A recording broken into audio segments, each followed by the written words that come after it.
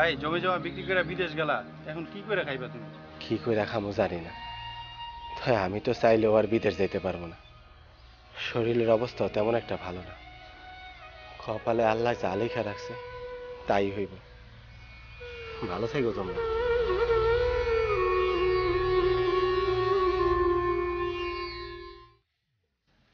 বালের বিদেশ করে আমার শাহুয়ার বিদেশ করে নিজের পোলারে একটা মোটরসাইকেল কিনে দিতে পারে না।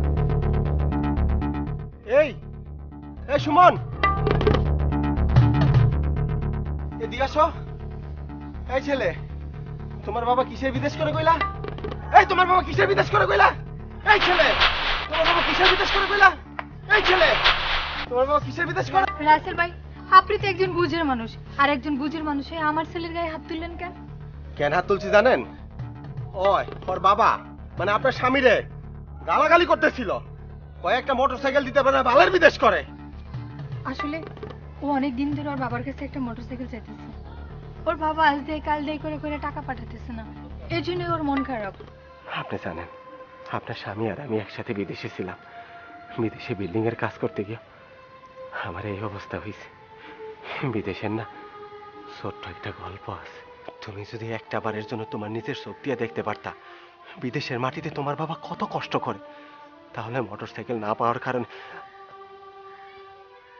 বাবারে গালাগাল করাতে দূরের কথা, বাবার সাথে অভিমান করাতে দূরের কথা, সন্তান হিসাবে বাবারে কোনোদিনও বিদেশ করতে দিতা না।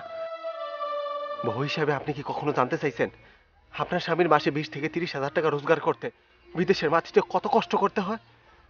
বিদেশিরা আমগরে এমনি এমনি টাকা দিয়া দেয় না। বিদেশ থেকে বাংলাদেশ পর্যন্ত সেই টাকা আসতে একজন বিদেশি শরীরের রক্ত পানি হয়ে যায়। বাংলাদেশে যে সকল ছেলে মেয়েরা টাকা রোজগার করার জন্য বিদেশে যায় তার অনেক মিথ্যা কথা বলে, তারা অনেক মিথ্যাবাদী। কি মিথ্যা কথা বলে জানেন? দেশ থেকে বউ বাচ্চা আত্মীয় স্বজন ফোন দিলেই বিদেশিরা বলে না আমি আরামে আছি, ঠান্ডার মধ্যে কাজ করতেছি। আমি নিজের চোখে দেখছি ওই সময় বিদেশিরা ঠান্ডার মধ্যে থাকে না, আরামে থাকে না। ওই সময় প্রবাসীরা রোদে পুড়ে বৃষ্টিতে ভিজে জীবনের সাথে যুদ্ধ করে টাকা রোজগার করে শুধুমাত্র আপনাদের ভালো রাখার জন্য।